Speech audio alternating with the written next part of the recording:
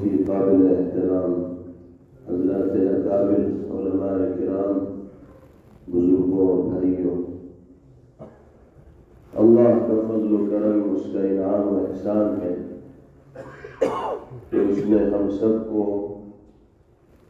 ایک نئی تعمیر ہونے والی مسجد میں فریضہ صلاۃ مغرب کی ادائیگی کی توفیق بخشی اور پھر افتتاح مسجد کی مناسبت سے منعقدہ اس مبارک تقریب سعید میں شرکت کی سعادت میسر فرمائے۔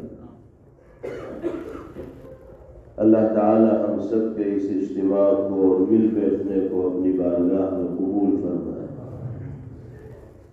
خوش نصیب ہیں اللہ کے وہ بندے، وہ قابل قدر حضرات جن کو باری تعالی نے اپنے اس مقدس اور پاکیزہ گھر کی تعمیر میں دلچسپی کے لیے جانی اور مالی تعاون پیش کرنے کے لیے منتخب کیا۔ خاص طور پر ہم نام لیں گے اپنے مخدوم و محترم استاد الاساتذہ حضرت مولانا مفتی شبیر احمد صاحب قاسمی دامت برکاتہم العالیہ، مفتی جامعہ قاسمیہ مدرسہ شاہی مراد آباد کا، جن کی ذاتی دلچسپی، جدوجہد اور فکر و کاوش کے نتیجے میں اللہ کے فضل و کرم اور اس کی عنایت سے یہ معرکہ سر ہو سکا اور یہ دیدہ زیب، خوشنما اور سادگی کا مرقع اللہ کا گھر پائے تکمیل کو پہنچا، اور آج پہلی فرض نماز مصلی پر باجماعت اس مسجد میں ادا کی گئی۔ اللہ تعالی حضرت مفتی صاحب دامت برکاتہم کی عمر میں برکت عطا فرمائے اور ان تمام حضرات کو باری تعالی جزائے خیر مرحمت فرمائے جنہوں نے کسی بھی طرح اس مسجد کی تعمیر میں حصہ لیا۔ ہم یہ سمجھتے ہیں کہ اللہ تعالی نے حضرت مفتی صاحب دامت برکاتہم کے ذریعے اس عظیم الشان عمل کو انجام دلا کر ان کی دینی اور علمی خدمات کے بعد میں ایک نہایت جلی اور سنہرے عنوان کا اضافہ فرما دیا ہے۔ حضرت کی جو خدمات ہیں وہ آپ سب کے سامنے ہیں، جو فیض حضرت کا جاری ہے اس سے دنیا مستفید ہو رہی ہے۔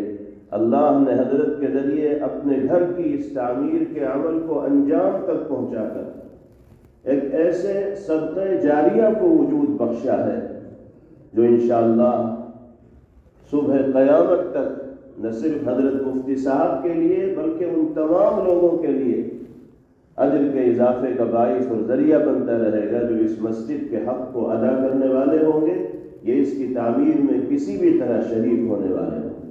اللہ تعالی ہر اعتبار سے اس مسجد کی تعمیر کو قبول فرمائے، اور اس بات کو بتانے کی ضرورت نہیں کہ ایک مسلمان کا مسجد کے ساتھ رشتہ کیا ہوتا ہے۔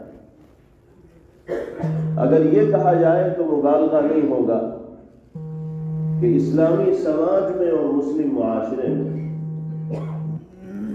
مساجد کا وہی مقام ہے، اللہ کے گھر کا وہی رتبہ ہے جو انسانی جسم میں دل کا ہوتا ہے۔ جس طرح جسم کے تمام اعضاء کا جڑاؤ اور تعلق قلب کے ساتھ ہے، دل کے ساتھ ہے، اسی طرح اسلامی سماج و معاشرے میں زندگی گزارنے والے افراد کا تعلق اگر اللہ کے گھروں کے ساتھ اور مسجدوں کے ساتھ ہوگا تو ان کی زندگی میں دینی اور ایمانی جذبات زندہ رہیں گے، برقرار رہیں گے، دینی اور ایمانی تقاضوں پر عمل ان کے لیے ممکن اور آسان ہوتا رہے گا۔ اور اگر مسجد سے جڑاؤ اسلامی سماج میں زندگی گزارنے والے افراد کا امت مسلمہ کے کسی بھی فرد کا کم ہوگا تو اس کا سیدھا اثر اس کے دینی اور ایمانی جذبات کے اوپر پڑے گا۔ اللہ تعالی ہم سب کو مسجد سے مکمل طور پر وابستہ ہو کر زندگی گزارنے کی توفیق نصیب فرمائے۔ احادیث طیبہ میں جناب محمد الرسول اللہ صلی اللہ علیہ وسلم نے تعمیر مساجد کی جو فضیلت بیان فرمائی ہے، مساجد کی اہمیت جو ذکر فرمائی ہے، وہ سب آپ کے سامنے ہے، اس کو دہرانے کی ضرورت نہیں۔ روئے زمین کا وہ خطہ اللہ کی نگاہ میں سب سے زیادہ پسندیدہ ہوتا ہے کہ جس کو باری تعالیٰ کی عبادت کے لیے وقف کر دیا جاتا ہے۔ احب البلاد الی اللہ مساجدها۔ آج ہم اسی خطۂ ارض کے اوپر بیٹھے ہوئے ہیں جو ہمارے خالق و مالک کی نگاہ میں محبوب ترین۔ اللہ نے محض اپنے فضل و کرم سے اس عظیم عمل کو انجام دلوایا ہے۔ مسجد تو مکمل ہو گئی، لیکن ہمیں یہ سمجھنا چاہیے کہ مسجد کی تعمیر کے بعد ہماری اور آپ کی اور اہل علاقے کی ذمہ داریاں اور بڑھ گئیں۔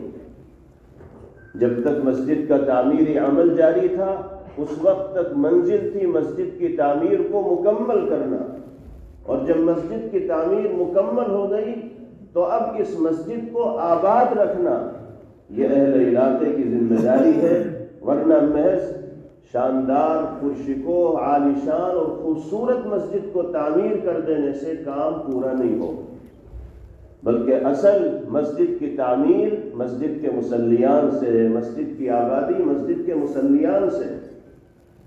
اللہ تعالیٰ اہل علاقے کو مسجد کے تمام حقوق کی ادائیگی کی توفیق مرحمت فرمائے۔ جناب رسول اللہ صلی اللہ علیہ وسلم نے قرب قیامت کی علامات اور نشانیوں کو بیان فرماتے ہوئے ایک موقع پر ذکر فرمایا، لا تقوم الساعة حتى يتباهى الناس في المساجد۔ وقال انس رضي الله تعالى عنه، أي لا يعمرونها إلا قليلا، أو كما قال صلی اللہ علیہ وسلم۔ آپ نے ارشاد فرمایا کہ قیامت اس وقت تک نہیں آئے گی جب تک لوگ مسجدوں کی تعمیر میں ایک دوسرے کے مقابلے میں فخر و مباحات کا مظاہرہ کرنے والے اور مسجد کو بہت بہتر سے بہتر انداز میں تعمیر کرنے والے، خوبصورت سے خوبصورت انداز میں بنانے والے نہیں بن جائیں گے۔ اور حضرت انس رضی اللہ عنہ نے فرمایا کہ مسجدیں تو عالیشان تعمیر ہوں گی، لیکن آباد کرنے والے تھوڑے ہوں گے۔